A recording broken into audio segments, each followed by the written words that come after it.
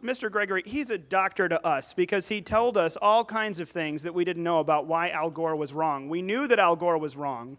We didn't know why every which way, though, until Gregory came along. But he is an author and the policy advisor for the Heartland Institute. He has a bachelor's degree in geology from Waynesburg University, a master's in geology from West Virginia University, and what we know him for here being the author of Inconvenient Facts, the science that Al Gore doesn't want you to know. There are so many things to talk about from his 35 years of writing and presenting. I think what we know him most famous for, though, is getting us protesters here at Eagle Council and having to chase them out, which we are eternally grateful to him for making us popular. So thank you so much. I'll turn it over. Black right there. Well, there's this gentleman whose name is John. He was a presenter down front. Looks a little suspicious, but we'll keep an eye on him. But I'm going to go ahead and turn it over here to Mr. Wrightstone and take it away. Yeah, thank you very much. We're going to talk today. If I do it right, you're going to be pretty angry by the end of this on how we're being lied to about climate change, not that it's not actually happening. What I'm going to do here today, we're going to look quickly at some of the basic climate change facts to take a look at some things you might not be aware, and then we'll dive into some of the recent, what I call the big climate lies. Just over the last year, there have been some really, really big lies where they're saying X, and the science, the facts, and the data say Y. And then we'll finish it up. The other big thing I like to talk about are the many benefits of rising temperature and increasing CO2. So first, let's start with what I believe. I'm often called a science denier. So let's say, what do I believe? I believe that CO2 is increasing, and that increase is mainly due to the burning of fossil fuels. It's human-caused emissions. We're in a warming trend. We are. It's been warming in fits and starts, but it started over 300 years ago. We'll take a look at that. I believe that CO2 is a greenhouse gas and that increase in CO2 has a warming effect on the atmosphere. I just think it's fairly modest. And it's overwhelmed by the same natural forces that have been driving temperatures since the dawn of time. And lastly, I believe that Earth and humanity are benefiting greatly from the slight rise in temperature and the increase in CO2. And I think I'll convince you by the end of this presentation today. So let's take a look at some of the facts. We're going to go quickly on this. Usually I delve most of my talk dealing with these, what I call the inconvenient facts. Let's look at carbon dioxide first. Carbon dioxide is at the root of this whole Green New Deal in the Paris Climate Accord, isn't it? Because they're saying they need to demonize carbon dioxide, what otherwise should be a miracle molecule. They're calling it the demon molecule, because they're saying that this increase in CO2 is causing extreme warming of the atmosphere, which will then lead to catastrophic consequences. So this is a chart here. Anything we see in the future, blue will be carbon dioxide. This is a chart, and we'll see this on other charts as we go forward. These are human emissions of CO2. And we can see this goes back to the year 1750. And we can see there were very few CO2 emissions really until the beginning of the 20th century. And it really wasn't until after in that big World War II economic boom, the mid-20th century is whenever we started really seeing a significant amount of carbon dioxide emissions. And it's really that period from the 20th century on. If we were going to find CO2-driven warming, it would be in that last 60 or 70 years that we look back. So this is an important chart, and again, we'll be looking at this in further charts as we go forward.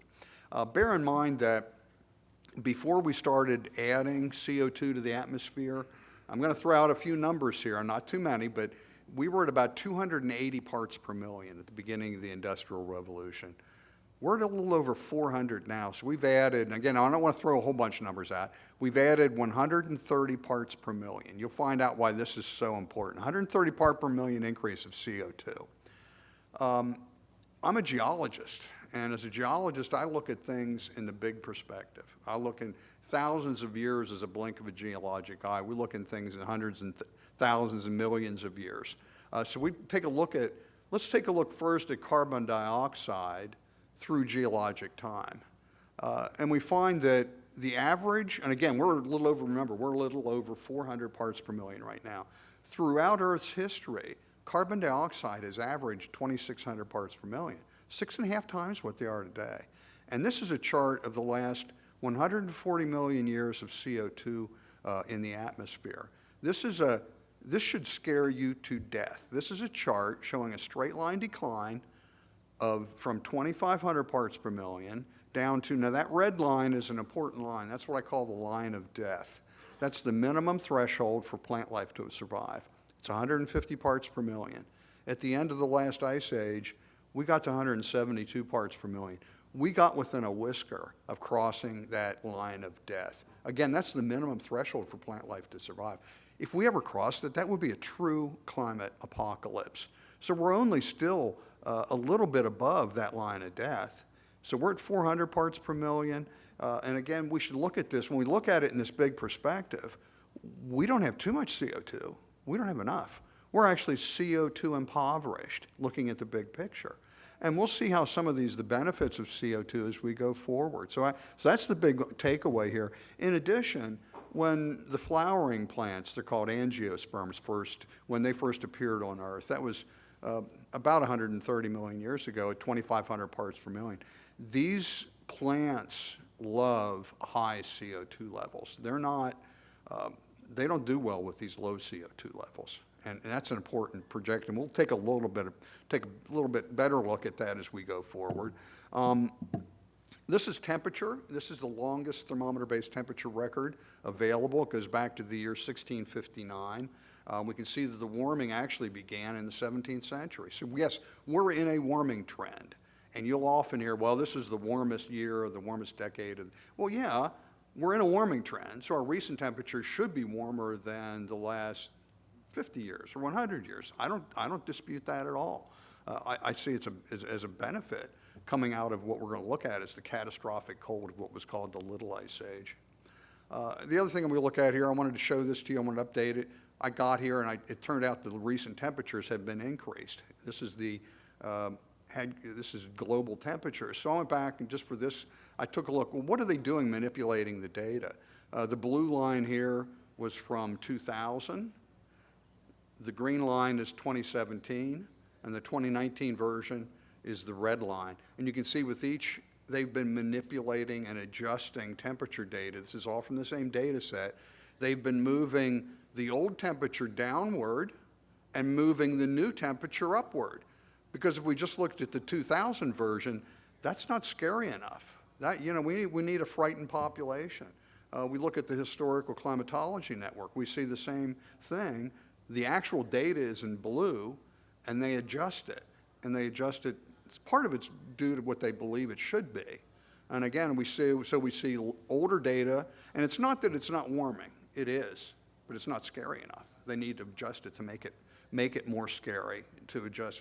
And if we look here, this is the same data we just looked at, and I've compared here the changes they've made to the increase in atmospheric CO2.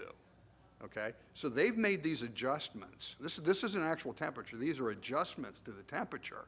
So they're adjusting the temperature measurements to fit what they think the CO2 increase should cause. And again, this is just showing the percentage of adjusted data points. We've now got 61% of the data that we see in this record has been fabricated. It's made up, it's estimated, and it's based on models. So again, I'm not disputing that we've been warming for 100 or more years. I'm just saying it's not as bad as they say it is. And then luckily in 2003, we've got this new network of really good sensors.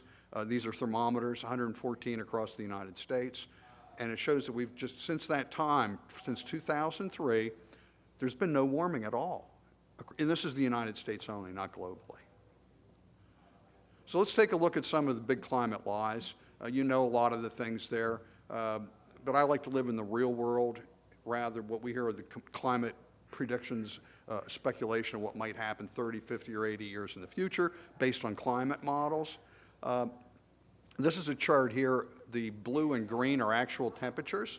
The red line is an average 100 climate models.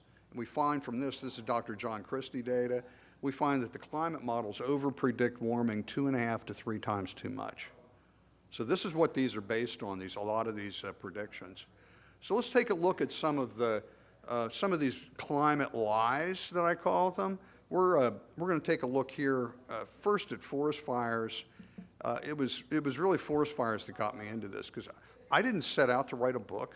I really didn't. I set out to seek the truth. I knew as a geologist that some of what we were being told was just incorrect. I knew that. I suspected other things were. And so the genesis of this book was, I said, you know what? I'm hearing all this contradictory information. I'm going to go back to the base data, and I'm going to find out what's just so. I went back to the base data, and it was really when I got to the fire, that was my, what I call a light bulb moment, or my aha moment. And I said, they're lying to us.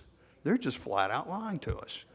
Because what we see here is the fourth National Climate Assessment, this is a good example, was issued last November, almost a year ago. The front page of it had pictures of California fires. The back page was California fires.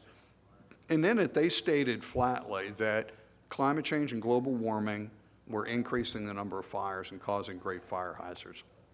The only chart they had in that fourth National Climate Assessment was this chart. And there was no source provided, which is a sin, a scientific sin. You should always list your source. This is a map of acres burned across the United States.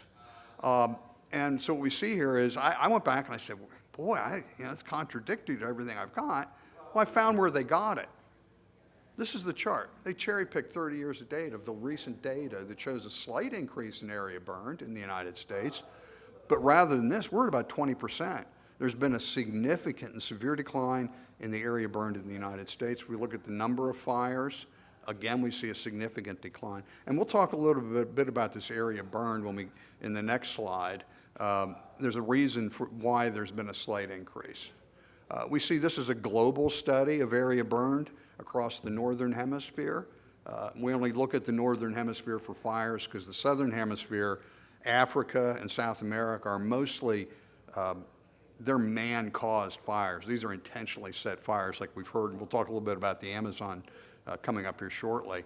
Those are man-made fires. In the northern hemisphere, these are lightning strikes and other accidental fires. And if we look in California, this is amazing. I tell people this. The number of fires, this is CAL FIRE data, so anything you want to learn about fires in California, you go to CAL FIRE. This is CAL FIRE data. The number of fires in California have declined almost 50% in the last 30 years. The number of fires in California has declined almost 50%. That's incredible. That's the top chart. The bottom chart is area burned, and we see a slight increase. So what's that tell us? It tells us each fire is probably twice as big as it used to be, probably a lot more intense. That's not a climate change issue. That's a forest management issue. We've changed things going back to the Clinton administration. Remember the spotted owl and old growth forests? We've pretty much shut down foresting on the U.S. Forest Service lands. There's a lot that goes into that. The Sierra Conservancy says there are 5 to 6 times too many trees now in the Sierra Nevadas of California. What's that mean? That means there's more fuel. When there is a fire, there's more fuel. The other thing, think about it, the second largest loss of soil moisture after evaporation is the amount of water sucked out of the soil by plants, mostly trees. So now we've got 5 to 6 times too many trees per acre competing for that same scarce soil moisture. So that's just exacerbating any aridity we have. So now we've got too much fuel, we got more arid conditions, and then think about it.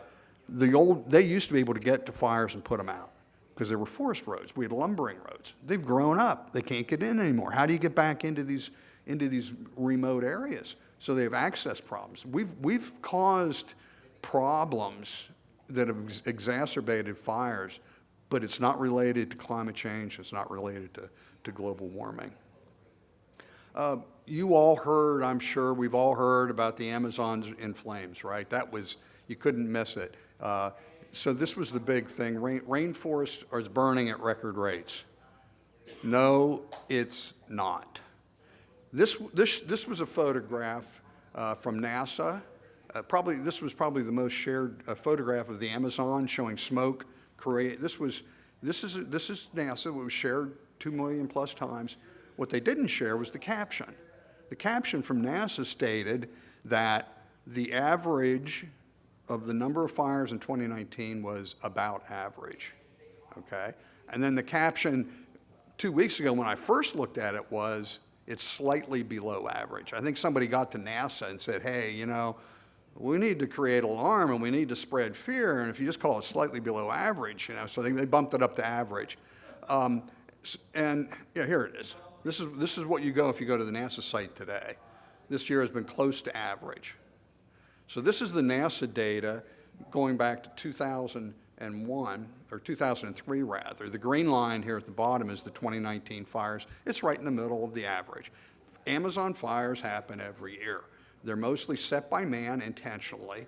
There's a fire season they have. We're a little bit higher this year than we've been in recent years, but we're right dead set in the middle of what it's been going back to 2003. It's nothing alarming.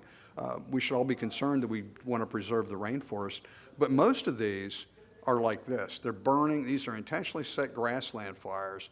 It's a regenerative process that they do every year in preparation for the next crop or the next amount of grassland to come up, that they burn them off.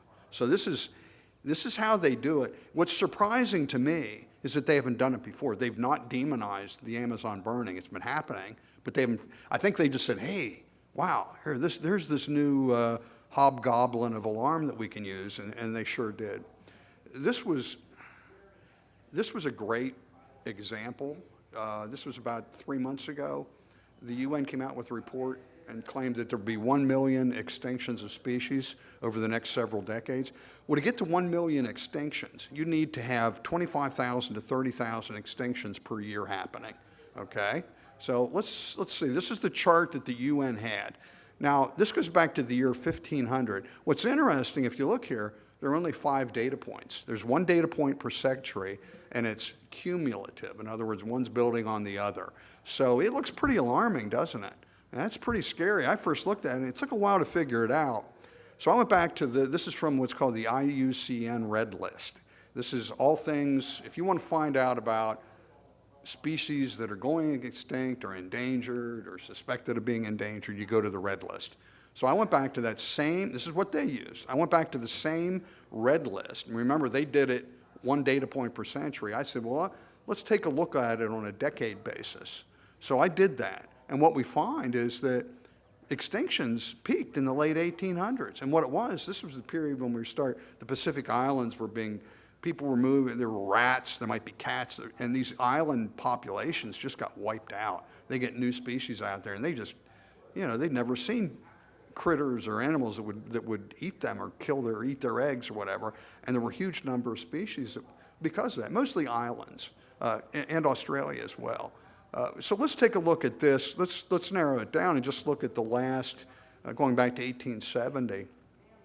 And what we see here is that extinctions, remember, UN said this is a crisis. Extinctions, we're going into they call it the 6th grade extinction, and we need to do something. They've been in significant decline. Right, remember I said 25,000 to 30,000 extinctions is what we'd have to do. You know what it's been for the last 40 years? 2 extinctions per year, not 2,000, not 200, 2. And it's continuing to decrease. So they're lying to you. They're lying to us about this. They lied to us about fires. It's categorically, and we can prove it. And there's not going to be another great extinction. We're doing a pretty darn good job preserving endangered species, and we should all be proud of it. And what they're doing is sowing fear and alarm, and they need to. So in this report, they said that the greatest threat to species was loss of habitat. Okay, that's our fear. We have to stop this. Loss of habitat's the problem. What's their solution for solving climate change? What is it? Renewables, which is right here. Look at this. That's what they want. They want to pave over vast stretches of America for solar panel farms. They want the top left. They want this covering America. They want this to be their solution. Loss of habitat's the greatest threat to species, and they're just going to make it worse. And they don't see the irony in this. I'm from Pennsylvania, and we have the Pennsylvania Game Commission that controls about 1.5 million acres. Last year, the Pennsylvania Game Commission voted unanimously, 8-0, to forbid and ban any wind projects on their property, to their credit. And they did it because they said it was dangerous. It impacted endangered species, among other things. And they said we just don't want it. These people, the commissioners, were just very adamant. The other thing, just recently the UN issued a report on the food supply and predicted huge amounts of famine. What we do is we see that actually, when we actually look at the data, my goodness, there's more and more food and crops being grown every year. The food production in the United States and worldwide is greatly outpacing any increase in population growth. These are grain production. We can see it's marching lockstep in rising temperature and increasing CO2. Think about rising temperatures. What's that mean if you're growing crops? Longer growing seasons. You're killing frosts, stop earlier in the spring, arrive later in the fall. You get more plantings in. We're actually increasing areas that are tillable and arable. We've not really benefited from that because tree line's moving forward. We're moving up mountains. I guess to borrow a phrase from Jimmy Buffett, it would be changes in altitudes, changes in latitudes. But so both the altitude and the latitudes. Here's corn production. Continue to rise. The blue, of course, is CO2 emissions. And again, I referenced a study here. This is Dr. Craig Idso that did laboratory experiments. He increased 300 parts per million. What would that do to the crops that we eat? He found that it would increase crop growth by 46%. 46% increase. And that's a good thing. That's a really, really good thing. We can benefit and help the earth. I'm a contributing writer for the Cornwall Alliance, which is a Christian group, and we believe that we should use all of our resources, or they'll say all of God's creation, for the betterment of mankind, and do it as good stewards. But you'd be surprised how many people are opposed to that. And I want to go through, we're just closing up here. I'm going to go through a few slides to show you just how different it is, what's actually happening compared to what we're being told. This is drought. We're being told that droughts are increasing. They're not. They're in decline. And particularly the most significant droughts of the 20th century. The bulk of those occurred before 1960. We've had a big decline in droughts. And again, it probably goes back to that increase in soil moisture we talked about. The other big thing I like to talk about too is when we look in human history, is the strong relationship between the rise and fall of temperature and the rise and fall of civilizations. Before climate science became politicized, these warm periods we saw before were called climate optima. And they were called climate optima because the Earth and its ecosystems benefited along with humanity. We saw during the warm periods, we had bountiful harvests, we could feed the population. It's the cold periods that are horrific. When the cold periods came, with names like the Dark Ages, the Greek Dark Ages, and the Little Ice Age, we had crop failure, famine, pestilence, and mass depopulation consistently. And that's just opposite of what we're being told. We're being told, oh my God, we can't get more than 1.5 degrees warming. Well, yeah, we can. So I'm going to end up with this. The earth is thriving and prospering. Sleep well tonight. You're not destroying the planet. We're getting better. And this is from NASA, showing the greening of the earth. According to NASA, up to 50% of the earth is greening. In other words, vegetation's increasing. Less than 4% is what they call browning, or decrease of vegetation. So again, you can go to NASA and find that. We're also told that the heat is going to kill a lot of people. This is the largest study of its kind, 74 million people. Study around the world showed that cold-related deaths killed 20 times as many people as heat. Completely opposite of what we're being told. Extreme weather deaths are increasing, aren't they? No. There's a significant decline. They've declined by 98% in the last 80 years. And if we compare CO2 use to prosperity, we're comparing CO2 emissions per capita to the GDP per capita. It's a pretty good estimate of prosperity. We just see there's a strong correlation between the two. Of the more CO2 emissions, the more prosperous your people are. And again, this is a comparison of life expectancy going back to 1820 versus the annual use of fossil fuels. So Earth and humanity are thriving and prospering, and it's partly because of increasing CO2 and rising temperatures, and they're lying to you about it. Thank you.